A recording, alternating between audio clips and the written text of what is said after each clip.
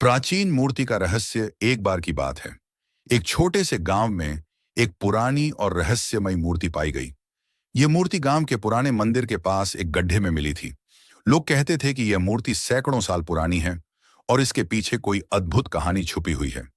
गांव में रहने वाले रमेश नाम के एक युवक ने उस मूर्ति के रहस्य को जानने की ठानी। वह बहुत जिज्ञासु था और रहस्यमयी चीजों के बारे में जानने का शौकीन था। उसने गांव के बुजुर्गों से इस मूर्ति के बारे में पूछना शुरू किया। एक दिन गांव के सबसे बुजुर्ग आदमी ने रमेश को बुलाया और कहा, इस मूर्ति के पीछे एक प्राचीन कथा है। कहते हैं कि यह मूर्ति एक रानी की है जो इस गांव की रक्षा करती थी। जब भी गांव पर कोई संकट आता, यह मूर्ति चमकने लगती थी और गांव वासियों को इशारा देती थी। रमेश ने इस कथा को सुनकर उस मूर्ति का और भी गहराई से अध्ययन करने का फैसला किया। एक रात वह चुपचाप मंदिर में गया और ध्यान से मूर्ति को देखने लगा। अचानक उसे मूर्ति के पैरों के पास एक छोटा सा कागज का टुकड़ा मिला।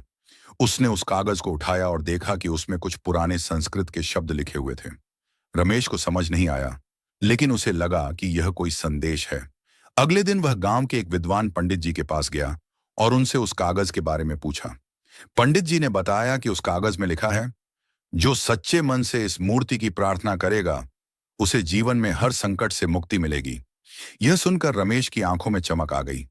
उसने मूर्ति की सच्चे मन से प्रार्थना की और उसी दिन से उसकी जिंदगी में सब कुछ बदलने लगा। उसकी मुश्किलें धीरे धीरे खत्म होने लगीं और उसका जीवन खुशहाल बन गया।